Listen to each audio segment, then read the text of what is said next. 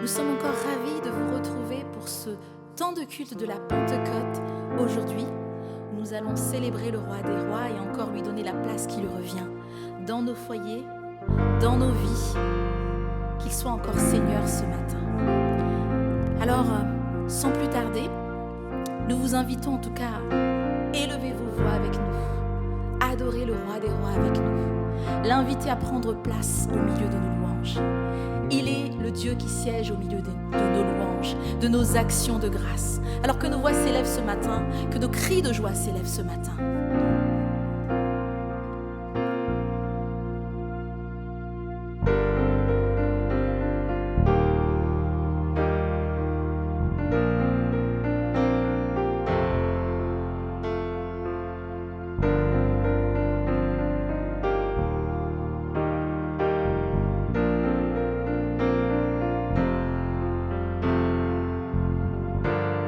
Assis dans le ciel, ton trône éternel, tu règnes à jamais.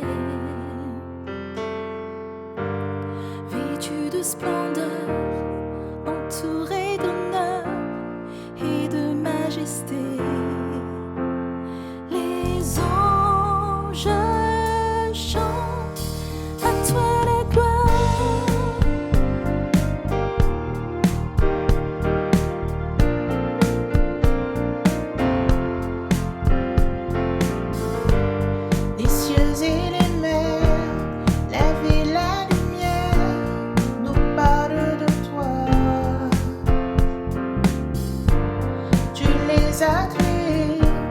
Les a appelés au son de ta voix. La terre chante majestueux, souverain, Dieu tout-puissant, tu es saint. La création loue ton nom, tout l'univers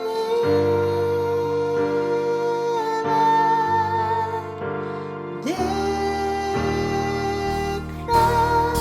à toi la gloire.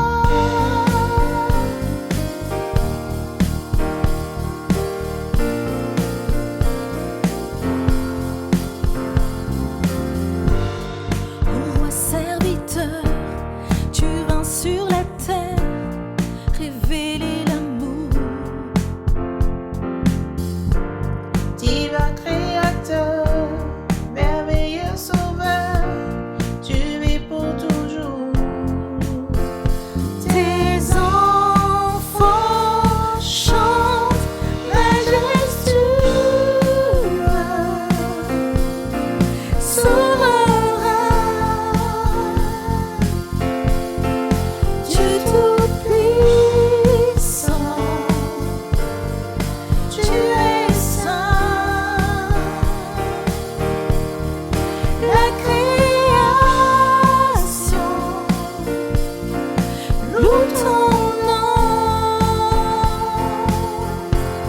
Tout l'univers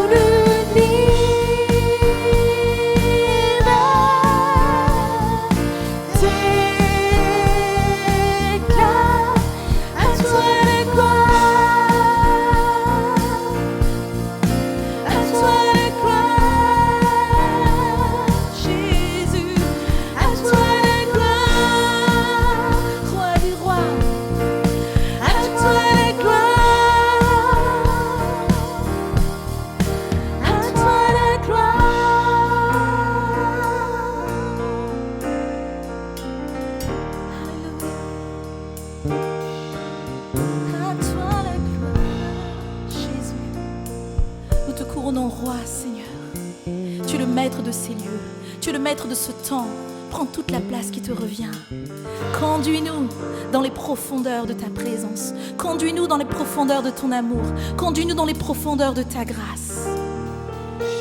Sois le bienvenu à toi, Saint-Esprit, ce matin encore.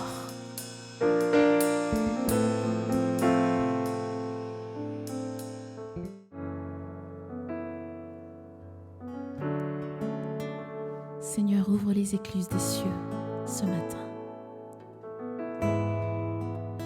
Nous voulons vivre le ciel. Nous voulons vivre le ciel. Dès maintenant, Saint-Esprit.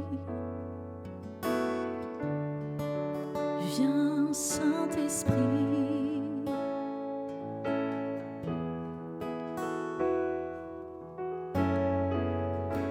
Ouvre les écluses des cieux, Éternel.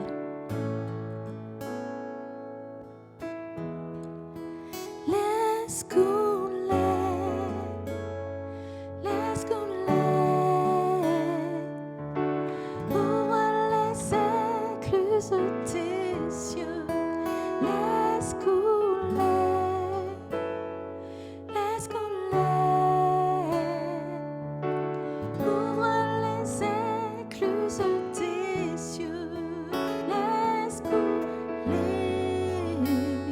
Laisse couler,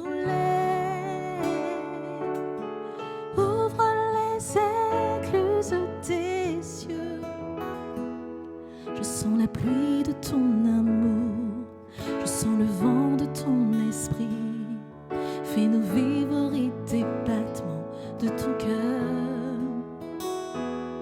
Je sens la pluie de ton amour, je sens le vent de ton esprit.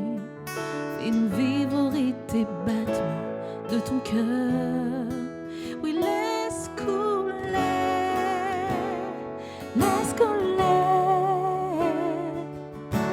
Ouvre les écluses des cieux, laisse couler ta vie, laisse couler. Ouvre les écluses des cieux. Je sens la pluie de ton amour, je sens le vent de ton esprit. Fais-nous vivre et des battements de ton cœur. Je sens la pluie de ton amour, je sens le vent de ton esprit. Fais-nous vivre et des battements de ton cœur. Laisse couler, laisse couler, entends nos cris. Ouvre les écluses des cieux, laisse couler, laisse couler. Ouvre les écluses des cieux, envoie ta pluie, envoie ta pluie. Ouvre les écluses des cieux, envoie ta pluie, envoie ta pluie. Ouvre les écluses des cieux.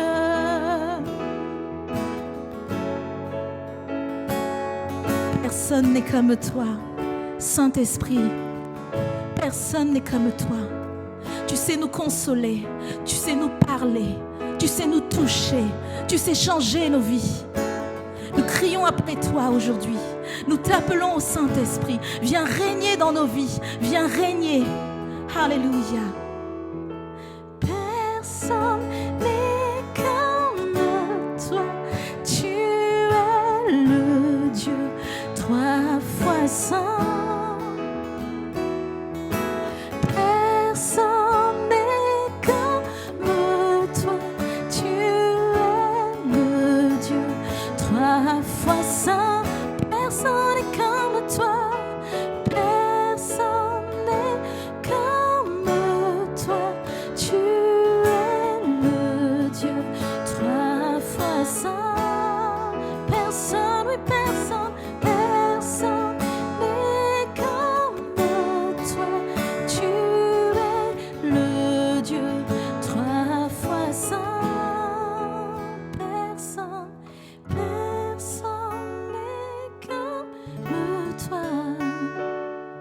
es le Dieu trois fois saint.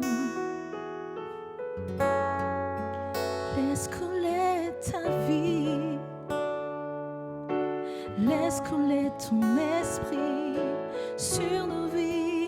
Laisse couler, laisse couler. Ouvre les écluses de tes yeux.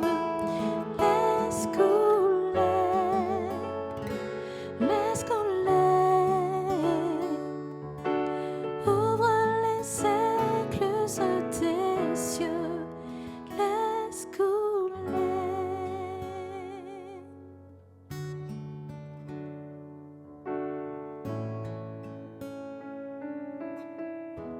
Nous désirons tellement plus de toi.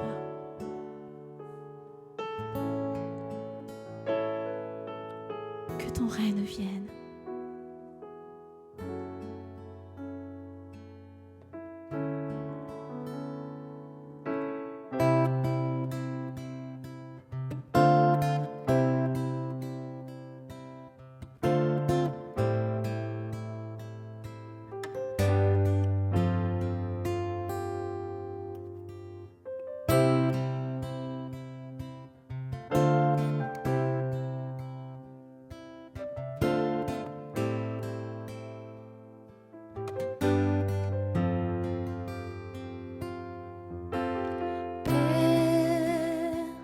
Je n'ai qu'un désir, être près de toi et sentir tes bras.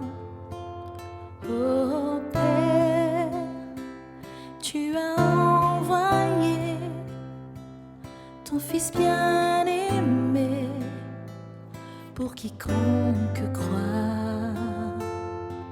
Saint-Esprit, qui donne vie, ranime en moi ce feu pour toi. Saint-Esprit, viens par ta pluie, rafraîchis-moi et envoie un souffle nouveau.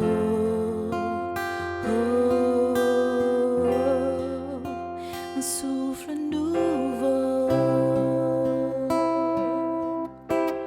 Oh, un souffle nouveau.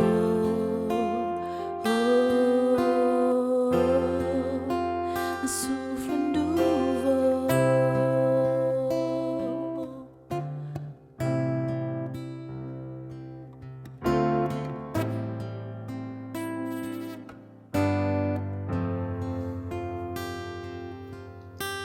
Père, je n'ai qu'un désir, rester près de toi, écouter ta voix.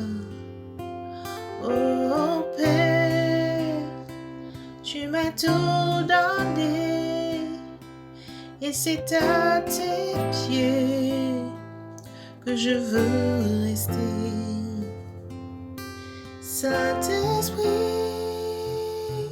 qui donne vie, ranime en moi ce feu pour toi. Saint-Esprit, viens par ta pluie, rafraîchis-moi et envoie. Saint-Esprit, qui donne vie, ranime en moi ce feu pour toi. Saint-Esprit, viens par ta pluie, rafraîchis-moi et envoie un souffle nouveau.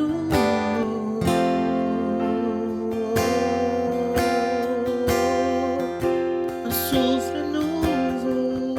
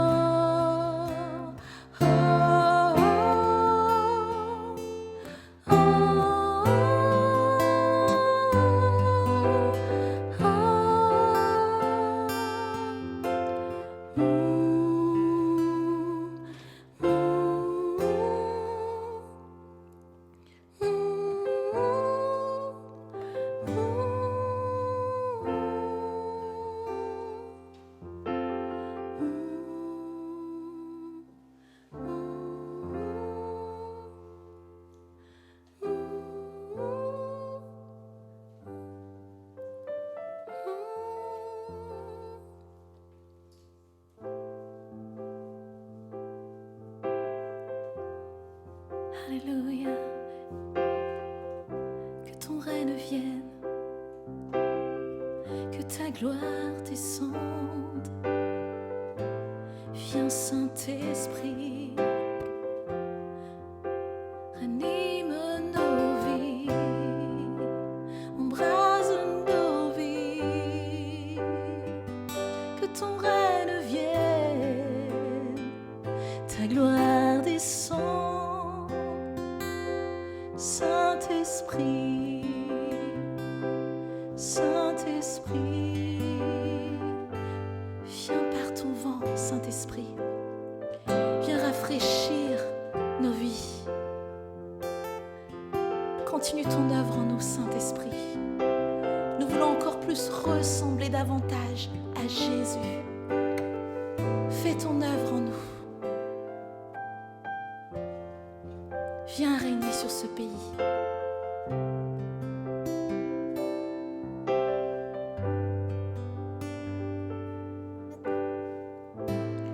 Une nuée d'amour couvre le ciel de ce pays. Tes torrents de grâce soient déversés sur les captifs.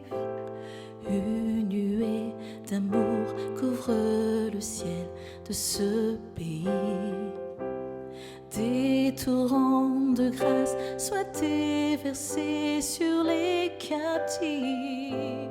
Une nuée d'amour couvre le ciel de ce pays.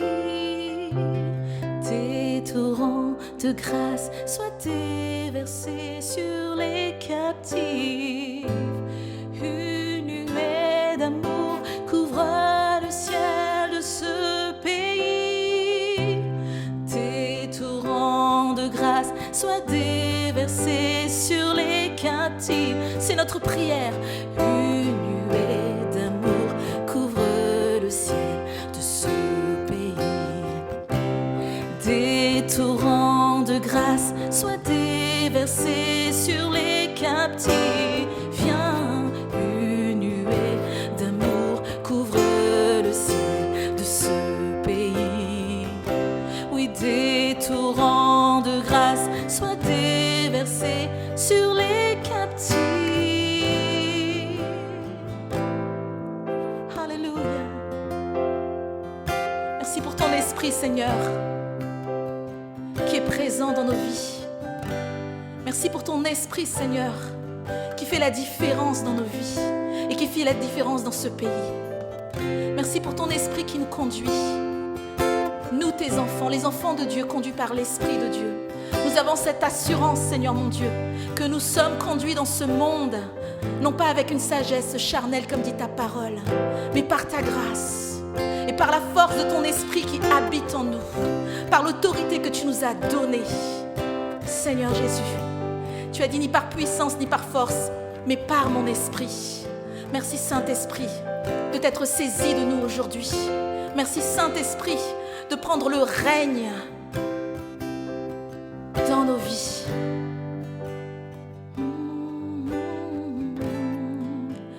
Que ton règne ne vienne, ta gloire descend, que ta gloire descend.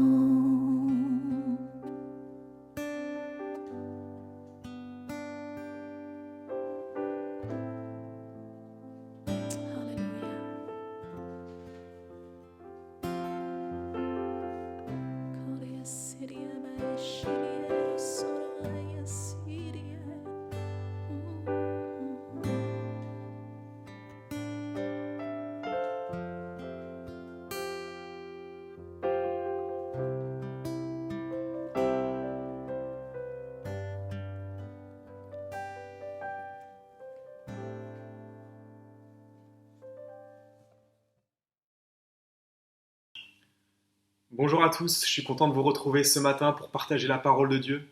La fois dernière, je vous avais apporté un message intitulé « Sonde-moi, ô Dieu ». On avait vu vraiment que le désir de Dieu, c'était que nous disposions nos cœurs afin qu'il puisse vraiment nous montrer ce qui va dans notre vie, mais aussi ce qui ne va pas.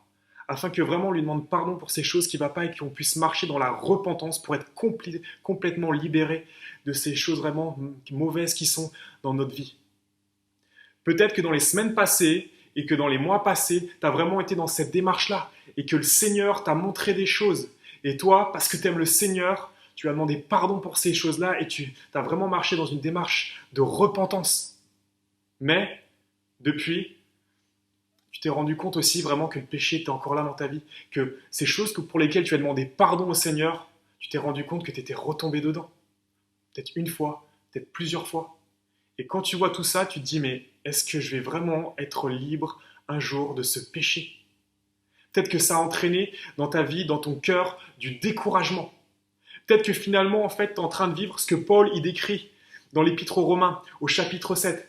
En effet, je ne fais pas le bien que je veux, mais je fais au contraire le mal que je ne veux pas. Et là, tu te dis, mais vraiment, c'est ce qui colle à ma peau. J'ai envie de te dire une chose, surtout ce matin, ne te condamne pas. Le Seigneur ne t'a pas retiré ton pardon et tu n'es pas condamné à rester toute ta vie avec ce péché-là. Pourquoi? Parce que voilà ce qui suit. Malheureux être humain que je suis, qui me délivrera de ce corps de mort? J'en remercie Dieu, c'est possible par Jésus-Christ notre Seigneur. Oui, c'est possible par Jésus-Christ. Ta libération, tu vas la vivre parce que Jésus-Christ a vaincu la mort et le péché. Alors oui, aujourd'hui tu es libre de l'esclavage du péché. Le péché n'a plus ce pouvoir dans ta vie et vraiment le Seigneur veut te libérer.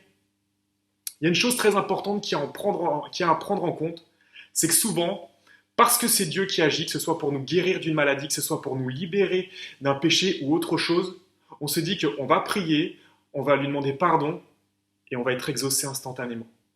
C'est souvent la pensée qu'on a. Est-ce que Dieu fait comme ça? Oui, il fait comme ça. Mais il ne fait pas que comme ça. Des fois aussi, le Seigneur nous fait passer par un processus. Et vraiment, ce matin, c'est vraiment ce que je veux partager avec toi. Que le Seigneur, oui, te fait passer par un processus. Que oui, tu es pardonné, mais que le Seigneur ne veut pas simplement que tu sois pardonné. Il veut aussi que tu vives libéré du péché. Et donc, ce matin, je voudrais partager 3 clés avec toi pour pouvoir vivre libéré du péché. La première clé que je voudrais te donner ce matin, c'est compte sur le Saint-Esprit.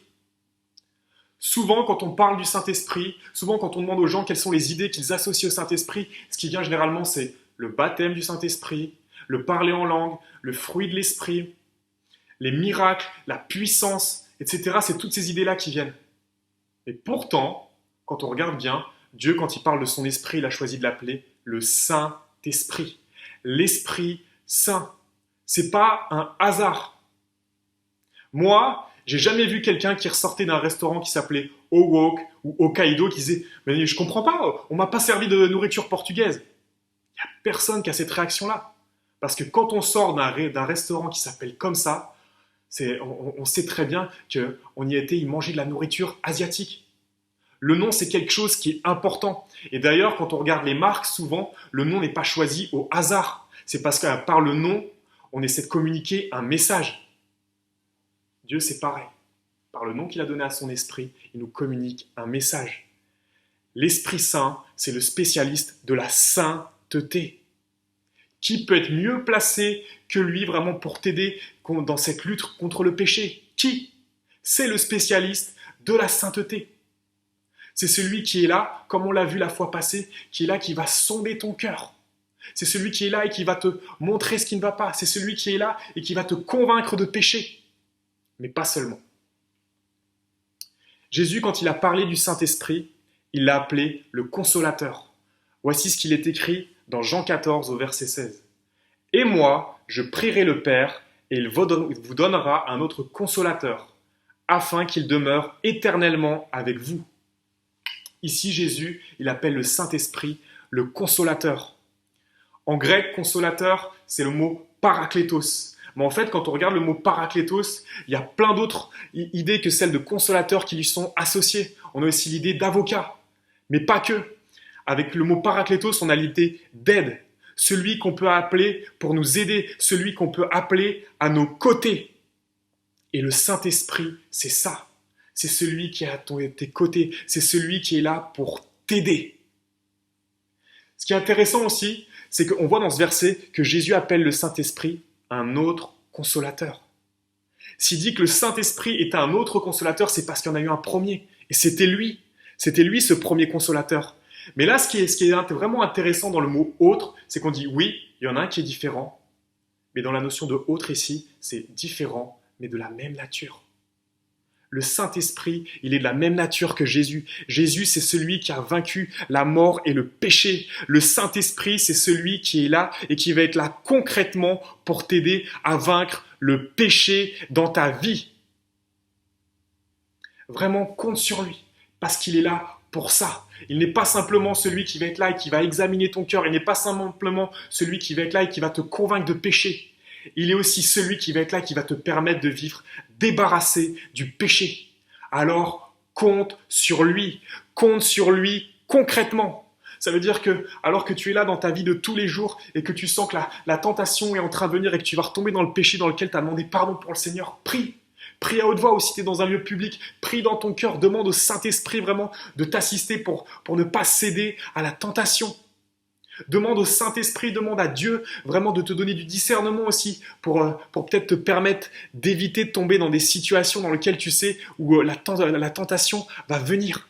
Mais en tout cas, compte sur lui. Le Seigneur, à aucun moment, il te demande de compter sur toi-même pour te débarrasser du péché. Il t'a pas montré ton péché, t'a dit maintenant débrouille-toi. Non, il est avec toi. Et même j'ai envie de dire plus, ce matin j'ai envie de te dire que le Saint-Esprit, il est en toi, il habite en toi. Il habite en toi parce qu'il t'aime, et parce qu'il t'aime, il veut t'aider. Alors compte sur lui, il n'y a vraiment pas de honte à avoir à compter sur le Saint-Esprit. Jésus lui-même, alors qu'il était dans le jardin de Gethsémanée, il était dans une attaque de cœur qui était terrible. C'était vraiment dur pour lui. Et alors qu'il était là, alors qu'il est Jésus, il a prié, il a demandé de l'aide au Père. Parce que c'était dur pour lui là. C'est pareil.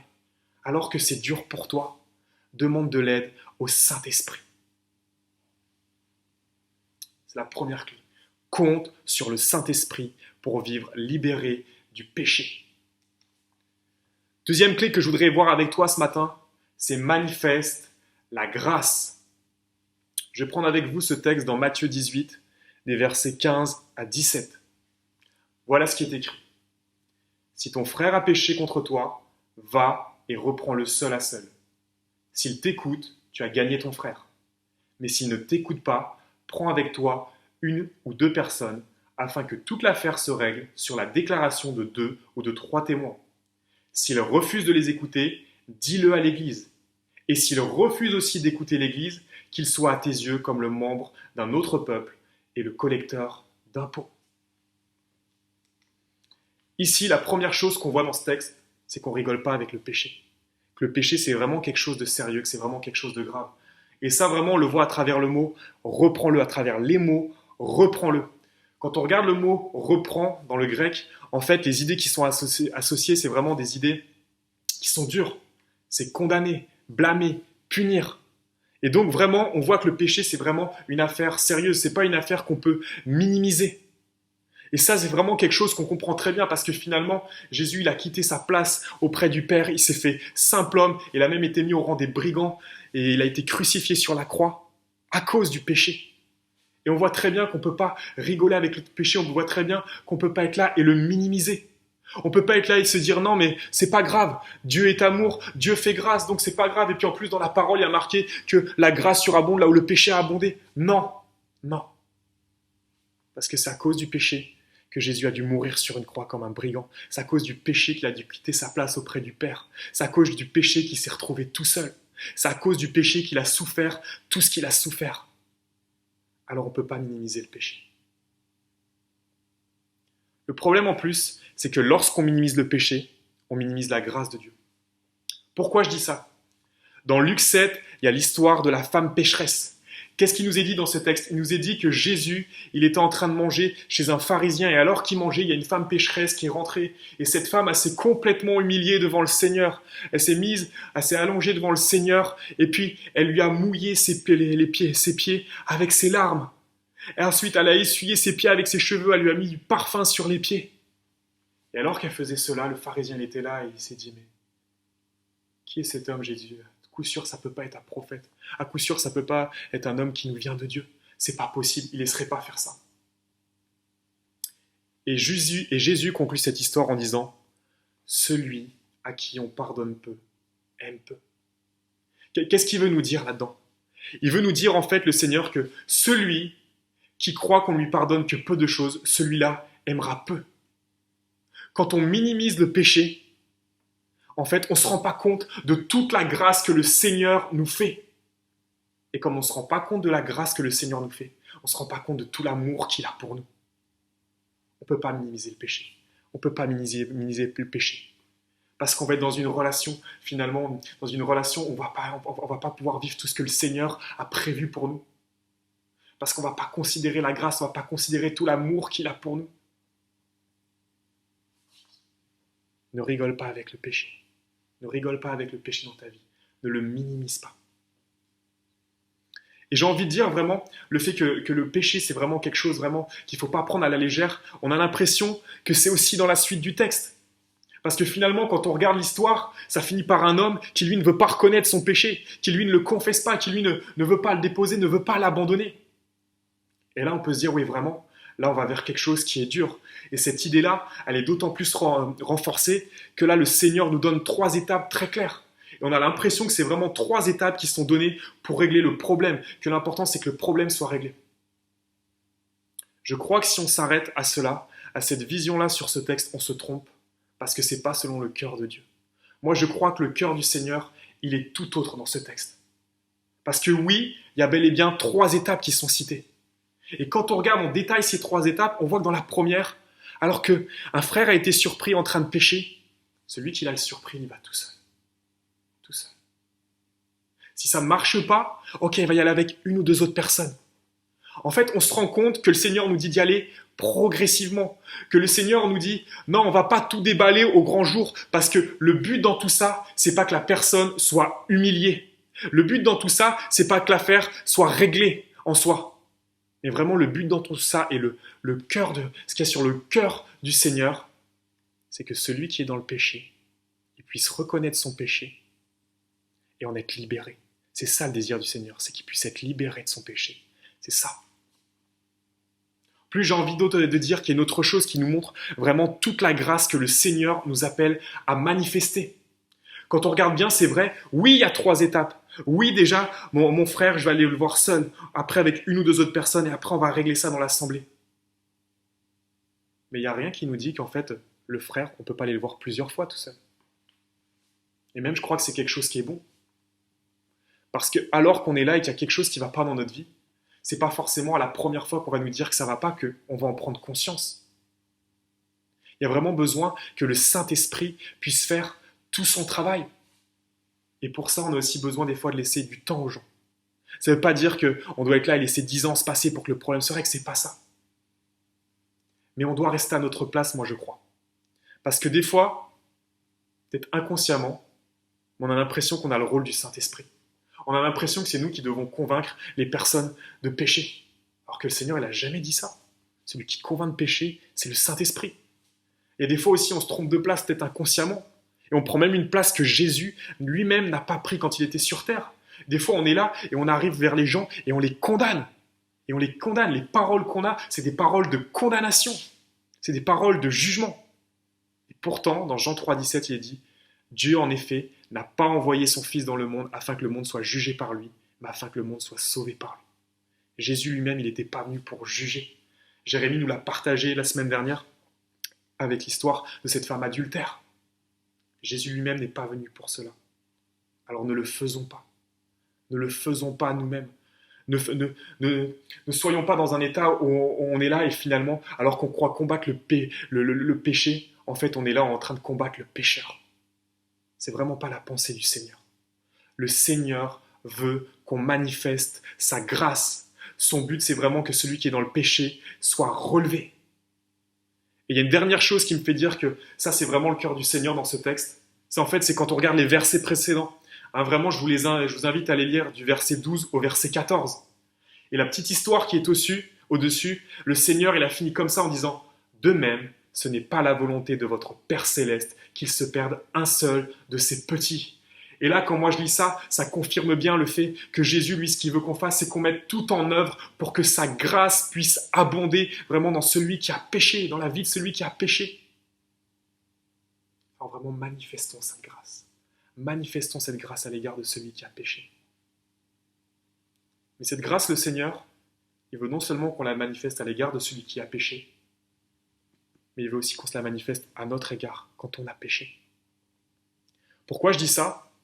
Parce qu'alors que tu es là et que tu as demandé pardon au Seigneur pour un péché, finalement, comme je disais en introduction, tu es peut-être retombé dans ce péché les derniers jours, les dernières semaines, une fois, plusieurs fois. Et alors que ça s'est passé, tu es là et tu culpabilises. Alors que ça s'est passé, tu es là et tu te dis que le Seigneur, il t'a retiré son pardon, alors qu'il t'a pas retiré son pardon. Tu es là et tu te dis que de toute façon, tu n'y arriveras jamais.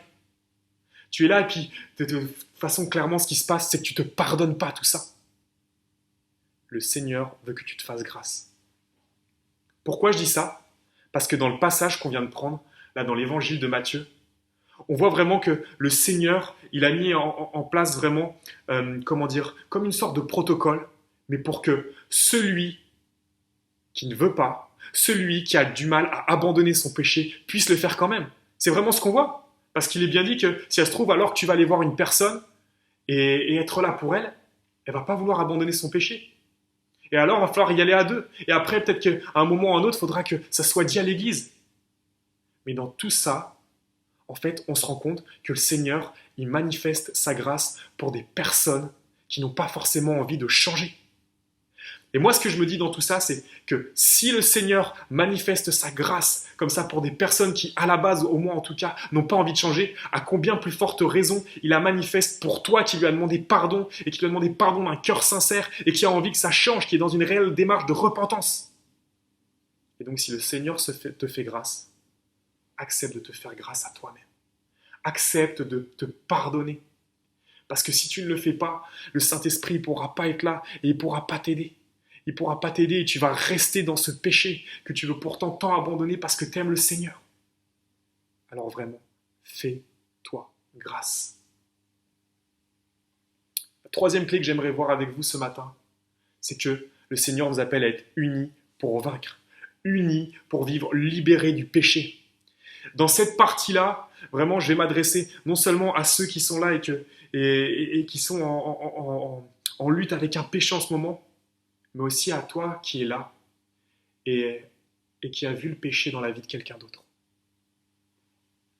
Souvent, quand je demande aux gens quelles sont les idées qu'ils associent au péché, les réponses qui me sont données, c'est le péché, c'est mal, le péché, c'est manquer de but, le péché, c'est faire du mal à Dieu, faire du mal aux autres, faire du mal à soi-même. Le péché, ça atteint la sainteté de Dieu. Le péché, c'est vraiment contre la nature même de Dieu, etc. Et c'est toutes choses qu'on entend et qui sont vraies. Une autre chose qu'on entend, mais déjà plus rarement, comme idée qui est associée à la notion de péché, c'est la notion de plaisir. Ouais, parce que dans le péché, en général, il y a du plaisir. Plaisir malsain, mais du plaisir quand même.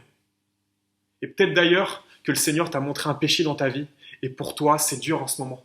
Parce que tu sais que dans ce péché-là que tu commets, il y a du plaisir, et pour toi, il y a vraiment une lutte. D'un côté, tu as envie, mais de l'autre, tu n'as pas envie, parce que tu veux pas renoncer à ce plaisir. Ce que j'ai envie de te dire ce matin, c'est fais confiance au Seigneur. Abandonne ce péché, abandonne ce plaisir malsain. Parce que le Seigneur, il a bien plus qu'un plaisir éphémère à te proposer vraiment. Le Seigneur, il veut te combler. Le Seigneur, il veut vraiment te donner cette vie en abondance vraiment dans laquelle tu vas être parfaitement épanoui. Renonce à ce plaisir malsain parce que le Seigneur, il a bien mieux pour toi. Et donc ça, c'est vraiment les idées que souvent on a quand on parle du péché. Mais en fait, quand on lit l'Épître aux Galates au chapitre 6, on se rend compte que Paul, lui, il nous donne une autre idée qui est associée au péché. Voilà ce qu'il est dit donc dans Galates au chapitre 6, des versets 1 à 5. Frères et sœurs, si un homme vient être surpris en faute, vous qui êtes spirituels, redressez-le dans un esprit de douceur. Veille sur toi-même, de peur que toi aussi tu ne sois tenté. Portez les fardeaux les uns des autres et accomplissez ainsi la loi de Christ. Si quelqu'un pense être quelque chose alors qu'il n'est rien, il se trompe lui-même. Que chacun examine ses propres œuvres, et alors il aura de quoi être fier par rapport à lui seul, et non par comparaison avec un autre, car chacun portera sa propre responsabilité. Ici, Paul il nous dit clairement, portez les fardeaux les uns des autres. Ici, dans ce verset-là, très souvent, on l'emploie, on l'utilise vraiment pour dire que voilà, quand quelqu'un a des difficultés, quand quelqu'un est face à un problème, on doit être là et on doit le soutenir. Et c'est vrai que ça, c'est selon le cœur de Dieu. Et c'est vrai que le Seigneur nous appelle à nous comporter comme ça. Mais en fait, quand on regarde un peu plus en détail dans ce passage-là, on se rend compte vraiment, en regardant vraiment le contexte, les versets qui sont avant et ceux qui sont après, que là, ici, le Seigneur, que Paul nous parle vraiment, enfin, en particulier du péché, lorsqu'il parle de fardeau. Et ça, c'est pas une chose qu'on a l'habitude d'entendre, que le péché est un fardeau. Un fardeau, c'est quoi? Un fardeau, à la base, c'est une charge pesante. C'est quelque chose de lourd qu'on porte sur les épaules. Un fardeau, c'est ça. Et là, il se pose une question, c'est mais en quoi un péché peut être un fardeau? En quoi le péché peut être un fardeau? Et si le péché, en fait, il peut déjà être un fardeau pour celui qui en a conscience. J'ai même envie de dire quelqu'un qui n'est pas au Seigneur, quelqu'un qui n'est pas chrétien, mais il peut avoir conscience que ce qu'il est en train de faire, c'est mal. Et c'est un poids sur son cœur. Le péché, dans ces cas-là, c'est déjà un fardeau.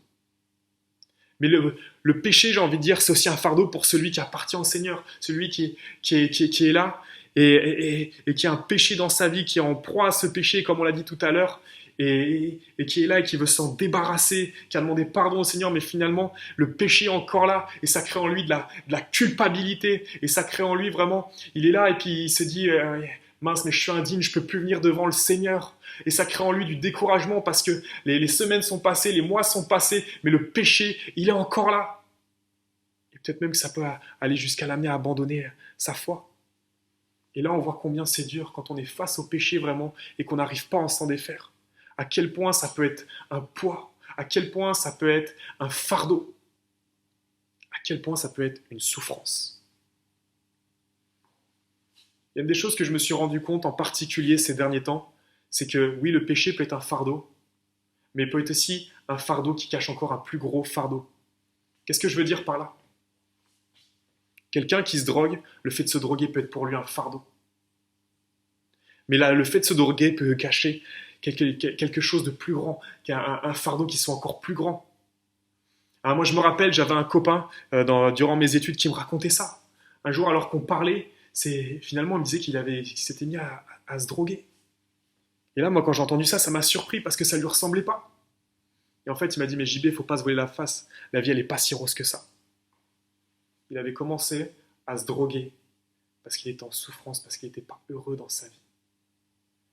Et ça, c'est vraiment quelque chose qui peut être là. Et c'est vraiment quelque chose qui doit, j'ai envie de dire, changer notre regard par rapport à celui qui est dans le péché. Parce que des fois, on est là et on se dit, mais qu'est-ce que c'est que ça? Comment ça se fait qu'il est dans le péché, celui-là? Mais c'est tellement évident que c'est des choses qui ne plaisent pas à Dieu, ça en plus. Et finalement, peut-être que la personne, elle est arrivée là, parce que derrière, il y a une souffrance terrible. Et ça, je crois que c'est vraiment quelque chose qu'on doit avoir à l'esprit.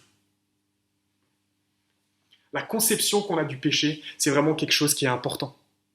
Parce que le regard qu'on va porter sur celui qui est dans le péché va dépendre de la conception qu'on va avoir. Et maintenant, c'est ce que je voudrais voir avec vous. 3 regards qu'on peut porter sur celui qui est dans le péché. Le premier regard qu'on peut porter sur quelqu'un qui est dans le péché, c'est un regard accusateur. Jésus, quand il a parlé des pharisiens, il a dit qu'il faisait porter des fardeaux sur le dos des gens. Des fardeaux épuisants sur le dos des gens. Comment ça? Les pharisiens, ils étaient là et ils demandaient aux gens de faire des choses qui n'étaient pas forcément des choses mauvaises en soi. Mais ils le demandaient sans amour. Ils le demandaient sans la vie de l'esprit. Ils le demandaient d'une manière moralisatrice. Et en plus de ça, eux-mêmes, ce qu'ils demandaient aux gens, ils ne le faisaient même pas eux-mêmes. Et en ça, ils faisaient porter des fardeaux sur le dos des gens. Et j'ai envie de dire, alors qu'on a un regard accusateur, alors qu'on a une posture dans laquelle on est dans l'accusation par rapport à celui qui est dans le péché, c'est pareil. on fait peser un fardeau supplémentaire sur lui. Imagine, tu es là et tout, et tu te rends compte qu'un frère ou une sœur a péché, et tu vas le voir, et tu es là, et puis tout ce que tu lui dis, en fait, c'est par tes paroles, tu es là, tu le condamnes, tu le juges. Mais comment celui qui est dans le péché va ressortir de cette discussion? Comment est-ce qu'il va ressortir? Est-ce qu'il va ressortir avec le désir d'abandonner son péché? Ou est-ce qu'il va sortir avec le désir d'abandonner, de laisser tomber? Pour bien comprendre ça, je voudrais vous donner une image. On est confiné là, enfin on n'est plus confiné, mais on ne peut pas trop bouger encore pour l'instant. Mais en tout cas, je pense que c'est le désir d'un grand nombre d'entre nous, c'est de pouvoir aller à la mer. Et là, j'aimerais que tu imagines ça, que ça y est, tu peux retourner à la mer et tout, et donc t'en profites, tu vas nager, et tu vas nager encore et encore, et tu nages dans un sens, dans l'autre, t'arrêtes pas de nager, tout ça, et puis tu vas au loin, tu te mets des défis, tu vas au loin. Mais à un moment, t'as plus de force. Et tu es là et tu sens que ça va pas et tu dis faut que je retourne vers le bord, je suis trop loin. Et tu commences à retourner vers le bord mais tu sens que là, tes forces te manquent. Puis tu commences à crier à l'aide, à l'aide. Et là, arrivé là, il y a un sauveteur qui est là, qui est sur le bord de la plage et qui te voit. Et le sauveteur, il te voit et il y va. Et comme il t'a vu, il y va, c'est son métier et il y va. Et il se met à nager, il arrive près de toi. Et toi, alors que tu le vois arriver, ça te fait du bien. Tu dis que ça y est, tu vas pouvoir sortir vraiment de cette situation catastrophique pour toi. Mais arrivé là, quand le maître nageur arrive, qu'est-ce qu'il fait? Il prend sa main, il la pose sur ta tête et il te coule sous l'eau. Qui voudrait d'un tel sauveteur? Personne. Personne. Parce qu'un sauveteur, c'est pas ça. Malheureusement, quand quelqu'un est dans le péché et qu'on va vers lui avec un regard accusateur, c'est ce qu'on fait. On lui coule la tête sous l'eau. Le Seigneur ne nous appelle pas à ça. Le Seigneur ne nous appelle pas à ça. Il faut vraiment avoir ça à l'esprit, avoir cette notion. Le fait de se dire que vraiment le péché sur cette personne, c'est un fardeau. Il y a déjà un fardeau qui est pesant, quelque chose qui est lourd, quelque chose qui est insupportable. Et alors qu'on vient avec un regard accusateur, on rajoute un autre fardeau par-dessus. Est-ce qu'elle va pouvoir porter ça, la personne? Même si elle arrive à le porter, et même si elle arrive à s'en sortir, elle va ressortir dans quel état? Elle va ressortir dans quel état de tout ça? Le Seigneur ne veut pas ça. J'ai envie de dire, non seulement le Seigneur ne veut pas qu'on ait des paroles accusatrices lorsqu'on est amené à s'occuper d'une personne qui est dans le péché, mais il ne veut pas non plus qu'on ait des regards. Des fois, on ne parle même pas. On a le regard qui est accusateur. Et la personne, alors qu'elle nous voit, mais on la détruit. On la détruit. On amène en elle du découragement. Et alors que notre rôle, c'était de venir pour la soutenir. Alors que notre rôle, c'était d'être là pour l'aider vraiment à vivre libéré du péché. Au final, on crée en elle du découragement.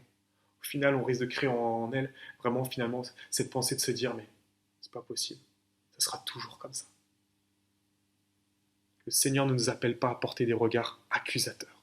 Le Seigneur ne nous appelle pas à être dans des démarches où on est là et où on vient pour condamner les personnes. C'est vraiment pas selon le cœur de Dieu.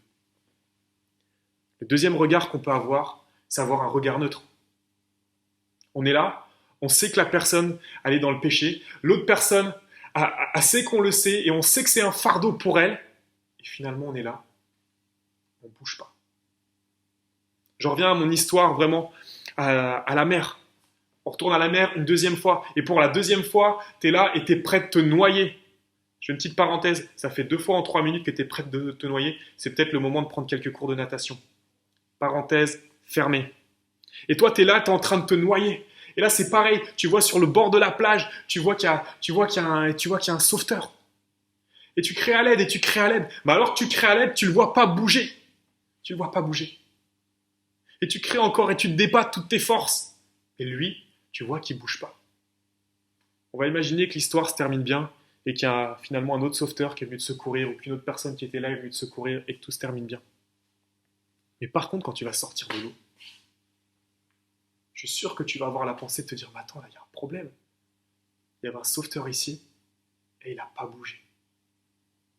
Son métier, c'est d'être sauveteur, son métier, c'est de secourir les gens, et il n'a pas fait ce à quoi il est appelé. » Je crois que c'est la même chose. Alors que quelqu'un est dans le péché, que c'est un fardeau pour lui, et que nous, on a un regard neutre à son égard, c'est pareil. On ne fait pas ce qui nous est demandé. Et j'ai même envie de dire, on fait même l'inverse. Parce qu'en tant que chrétien, on est là, il y a des notions qu'on a. On sait que dans les versets importants dans la Bible, il y a « tu aimeras ton prochain comme toi-même ». et que Jésus l'a aussi dit, aimez-vous les uns les autres comme moi je vous ai aimé. Mais il est où l'amour dans tout ça? Lorsqu'on a le regard neutre, lorsque une personne est est face au péché, en lutte contre le péché, que c'est un fardeau terrible pour elle, et que nous on est là à la regarder se débattre toute seule, alors qu'on le sait. Le regard neutre non plus, c'est pas selon le cœur de Dieu. Vraiment, le regard que le Seigneur nous appelle à avoir, c'est un regard rempli de bienveillance, c'est un regard rempli de compassion. C'est ça qu'il nous demande d'avoir. C'est vraiment ça qu'il nous demande d'avoir. Comment on fait? Comment on fait? Comment on fait pour avoir ce regard de bienveillance? Pour avoir ce regard de bienveillance, pour avoir ce regard de compassion, il n'y a pas 36 000 possibilités. Il faut vraiment qu'on ait conscience que le péché peut être un fardeau dans la vie de quelqu'un, que vraiment le péché peut être vraiment une souffrance dans la vie de quelqu'un. Et normalement, l'amour de Dieu qui est en nous fait qu'on ne peut pas supporter ça. Fait qu'on ne peut pas supporter ça et que ça nous pousse à l'action. Quand on a ce regard bienveillant, quand on a ce regard rempli de compassion, comment on peut faire alors? Comment on peut faire pour aider la personne? Première chose qu'on peut faire, bien sûr, c'est prier pour elle. Deuxième chose qu'on peut faire, c'est aller la voir et l'écouter. Peut-être que cette personne qui est là et qui est dans le péché, tu vas aller la voir et tu vas même pas parler. Tu vas juste l'écouter, elle va juste te raconter tous ses problèmes, elle va juste te raconter combien ce péché est là et c'est un poison depuis des mois dans sa vie et qu'elle en a marre, qu'elle n'en peut plus. Et toi, tu vas pas parler ou tu vas à peine parler. Et finalement, déjà, la personne, elle va aller mieux à la suite de cette discussion. Elle va aller mieux parce qu'elle aura pu ouvrir son cœur. Et ça va déjà l'avoir libérée d'un poids. Peut-être qu'aussi, le Seigneur va te permettre d'avoir des conseils pour cette personne, où tu vas pouvoir être là et tu vas pouvoir vraiment lui dire « Ah, mais tiens, face à ce péché-là, moi je te conseille de faire comme ci, je te conseille de faire comme ça. » Et ça va l'aider. J'ai envie de dire, ton rôle aussi vraiment pour manifester ce regard bienveillant, ça va être de l'encourager. De l'encourager vraiment dans son combat, parce que comme on a dit, c'est un processus. Et comme c'est un processus, ça se fait dans le temps, ça peut demander des fois pas mal de temps. Et donc combien c'est bon d'avoir un soutien tout au long de ce combat. Et j'ai envie de dire qu'on est appelé à encourager alors même que la personne va retomber. Qu'on va être là et être celui qui va être là et qui va se baisser pour la relever. Ça, c'est vraiment quelque chose auquel le Seigneur nous appelle. Le Seigneur nous appelle aussi à être là peut-être pour des choses très concrètes. Je vais prendre un exemple. Imagine que tu es là et que cette personne dont le Seigneur t'amène à t'occuper, c'est une personne qui est alcoolique. Et la personne, elle est là et c'est un lourd fardeau, elle en a marre, elle a demandé pardon au Seigneur et vraiment avec libéré de tout ça, dans une réelle démarche de repentance. Et comme je disais tout à l'heure, c'est vrai que le Seigneur nous demande de compter sur lui, mais il nous demande aussi de poser des actes concrets. Et peut-être que pour cette personne alcoolique que tu vas aider, les actes concrets, ça va être de se débarrasser des bouteilles d'alcool qu'elle a chez elle. Parce qu'à un moment, il ne faut pas se voiler la face. Si je suis alcoolique et que je veux que ça prenne fin vraiment, cette dépendance à l'alcool, je ne peux pas vivre en étant entouré de bouteilles d'alcool. C'est pas possible. C'est pas possible. C'est vraiment vivre avec la tentation juste devant son nez. C'est pas possible. Ton acte concret pour l'aider, ce regard bienveillant qui va jusqu'à des actions bienveillantes, ça va peut-être être d'être là et d'aller voir avec la personne, d'aller lui dire « Ok, pour ça, je sais que c'est dur pour toi. Est-ce que je peux venir t'aider? Est-ce que je peux venir t'aider à te débarrasser de ces bouteilles d'alcool ?» Les actes concrets, ça va peut-être être un soir, alors que la personne, elle est là, alors que c'est dur, alors que la tentation se fait insistante. Peut-être que ton rôle, peut-être que ton aide, ça va être de dire « Attends, je viens de voir. » Et tu vas aller passer la soirée avec la personne. Vous allez parler de toutes sortes de choses. Tu vas lui changer les idées. Vous allez peut-être passer un temps dans la prière. Vous allez passer un temps dans la parole de Dieu. Et ça va lui faire du bien. Et ça va lui faire du bien. Et ça va être une victoire supplémentaire dans ce processus de libération du péché. Le Seigneur nous appelle à cela. Il y a quelques mois de cela, Akofa, un soir, elle est rentrée à la maison et elle ramenait une chose, mais super lourde dans le coffre. Et là, moi, je descends et je viens pour le porter. Et là, j'essaie de le porter. Impossible. Impossible. Le truc, il ne voulait pas bouger. C'était beaucoup trop lourd. Et là, ce soir-là, les choses se sont bien faites parce que quelques minutes après, il y a un homme qui est passé. Mais pas n'importe quel homme. Un homme avec des gros bras. Des vrais gros bras. Et Akofa l'a interpellé. Et le monsieur est venu nous aider. Et il est venu avec moi, et alors qu'il est venu, on a pu porter la chose que je ne pouvais pas déplacer tout seul, parce qu'elle était trop lourde. À deux, on a pu vraiment la déplacer, la porter et l'emmener là où on voulait l'emmener. Et en plus, ce qui est génial, c'est que alors qu'on était là à porter à deux, j'avais même pas l'impression de porter la moitié du poids. Et c'était certainement le cas parce que quand je vois les bras du gars, je me dis que c'était vraiment du costaud là. C'était pas de la gonflette. Je pense que c'est quelque chose vraiment que toi aussi tu dois avoir à l'esprit. Quand on est là et qu'il y a une charge lourde qu'on a portée, qu'on se met à la porter à deux, c'est vraiment bizarre, mais on a l'impression qu'on ne porte même pas la moitié du poids, alors que mathématiquement, on devrait se dire ça pèse 50 kilos, ça veut dire que chacun d'entre nous, on est en train de porter 25 kilos. Mais en fait, quand on porte, on n'a même pas l'impression de porter la moitié du poids de ce qu'on soulève. C'est ce que tu fais. Quand tu choisis de soutenir quelqu'un qui est dans le péché, quand tu choisis d'être cette aide vraiment concrète que le Seigneur t'a appelé à être sur la terre, c'est ce que tu fais. Tu es en train de porter le fardeau avec quelqu'un. Hein, je reviens vraiment avec cette notion de fardeau-là. Imagine vraiment cette personne, elle est là avec un fardeau qui est trop lourd sur ses épaules. Et alors que toi, tu es là, tu arrives et tu lui mets la main sur l'épaule et tu lui dis « Attends, je vais t'aider ». Et puis vous portez ce fardeau à deux. Mais d'un coup, il lui paraît beaucoup moins lourd, et il est beaucoup moins lourd, c'est pas simplement une impression, il est beaucoup moins lourd, et alors que le fardeau est beaucoup moins lourd, la personne, elle reprend des forces, alors que tu es en train de porter le fardeau avec elle, la personne, elle peut aller plus loin, elle peut aller plus vite, et elle peut arriver là où elle devait amener le fardeau.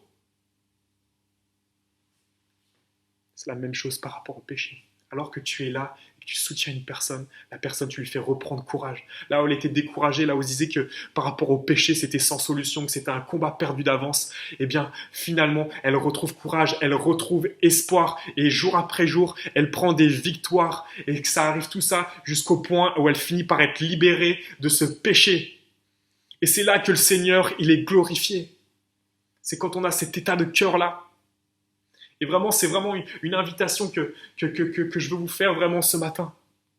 Cette invitation vraiment à revêtir le cœur du Seigneur. Cette invitation à être là et à vraiment saisir que le péché, c'est un fardeau. Et que notre rôle en tant qu'enfant de Dieu, c'est d'être là et d'être là pour porter les fardeaux les uns des autres. D'être là pour être des soutiens. Pas être la personne qui coule une personne sous l'eau, mais être la personne qui vient et qui va le sauver. Et qui va le sauver. C'est vraiment ça que le Seigneur nous appelle à faire. C'est vraiment ça que le Seigneur nous appelle à être. Voilà ce que le Seigneur a mis sur mon cœur. Vraiment, j'aimerais terminer par la prière. Est-ce qu'on peut fermer les yeux vraiment? Je voudrais prier avec vous. Seigneur, je veux te bénir. Je veux te dire merci vraiment, Seigneur. Parce que quand je me suis retrouvé face à des péchés, tu n'as été jamais celui qui m'a condamné. Tu as toujours été celui qui m'a accueilli les bras ouverts. Seigneur, je te prie pour que vraiment tu nous donnes d'avoir ton cœur. Qu'on puisse être comme ça les uns pour les autres. Que vraiment, Seigneur, tu nous donnes de concevoir le péché, non seulement comme étant quelque chose de mal, non seulement comme étant un plaisir malsain, mais aussi de concevoir que ça peut être un fardeau dans la vie de quelqu'un, vraiment, Seigneur. Je te prie vraiment, Seigneur, pour que tu changes nos cœurs. Je te prie vraiment, Seigneur, pour que tu nous demandes pardon. Et je te demande pardon vraiment ce matin pour toutes les fois où j'ai pu porter des regards accusateurs, où j'ai eu vraiment des attitudes vraiment remplies d'accusations à l'égard de ceux qui étaient dans le péché. Je te demande pardon pour ça. Et je prie pour que ça ne soit plus jamais le cas dans ma vie, que ça ne soit plus jamais le cas dans la vie de mes frères et sœurs. Vraiment, aide-nous à avoir un cœur rempli de compassion. Aide-nous vraiment à être là les uns pour les autres et vraiment à batailler ensemble dans cette lutte contre le péché afin de pouvoir vivre complètement libérés du péché.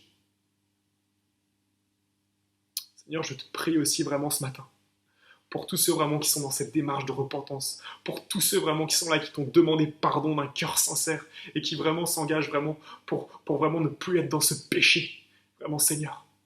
Je te prie vraiment pour que ces personnes se fassent grâce. Tu connais vraiment tous ceux qui sont au milieu de nous, vraiment Seigneur, et qui ne se font pas grâce, qui vraiment ne se pardonnent pas à chaque fois qu'ils retombent. Je te prie vraiment Seigneur pour qu'ils puissent saisir la grandeur de ton pardon, l'infinie grandeur de ta grâce vraiment Seigneur, et qu'ils se l'accordent à eux-mêmes. Je prie aussi vraiment pour que chacun d'entre nous, vraiment à chaque fois qu'on va être face à un péché, que vraiment on puisse compter sur toi, Saint-Esprit. Vraiment, je prie pour cela, vraiment, Seigneur, que vraiment dans cette lutte, nous ne croyons pas que nous sommes tout seuls, mais que nous ayons vraiment conscience que tu es là. Oh oui, parce que tu es bien là, tu vis en nous, Seigneur. Alors que vraiment nous puissions compter vraiment sur toi, Saint-Esprit, à chaque instant. Dans le nom de Jésus-Christ. Amen.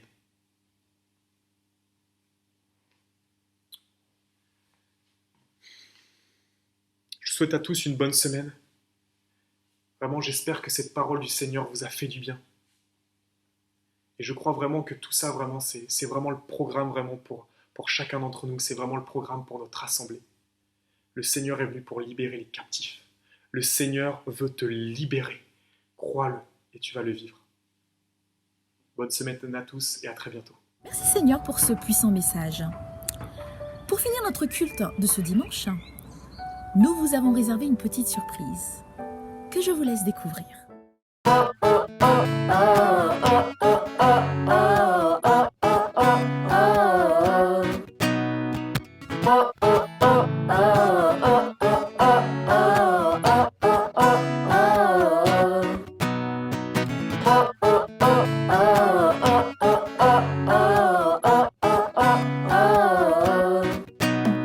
L'Esprit du Seigneur est sur moi car il m'a envoyé annoncer la délivrance à tous ceux qui sont prisonniers. Il fait renaître l'espoir quand mes rêves étaient morts. Il me redonne le courage quand je n'ai plus de force. J'ai son sourire à mon réveil et sa paix quand je dors. Il est mon tout et bien plus encore. C'est comme une fontaine au fond de moi. La joie du Seigneur jaillit en moi.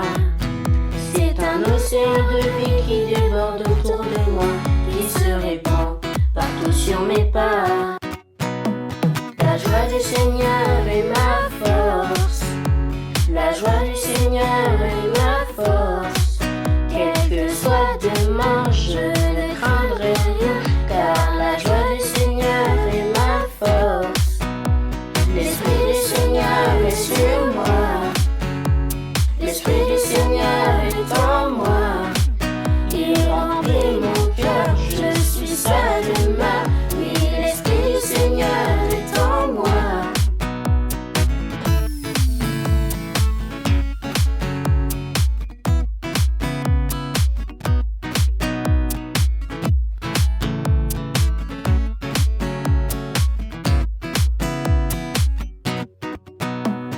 L'Esprit du Seigneur est sur moi car il m'a envoyé. Il m'a envoyé pour guérir ceux qui ont le cœur brisé. Il m'a revêtu de splendeur au lieu de la sang. Il a couvert mes épaules d'un vêtement de louange. Je suis devenu le temple où sa présence demeure. J'entends son rire qui chasse mes peurs. J'apprends à danser dans mes détresses, trouver sa puissance dans mes faiblesses. Même au plus fort de mes nuits, je me réjouis encore, car sa tendresse fait lever l'aurore. La joie du Seigneur est ma force. La joie du Seigneur est ma force. Quel que soit demain, je ne craindrai rien, car la joie du Seigneur est ma force. L'Esprit du Seigneur est sur moi. L'Esprit du Seigneur est en moi. Il remplit mon cœur, je suis sa demeure. Oui, l'Esprit du Seigneur est en moi.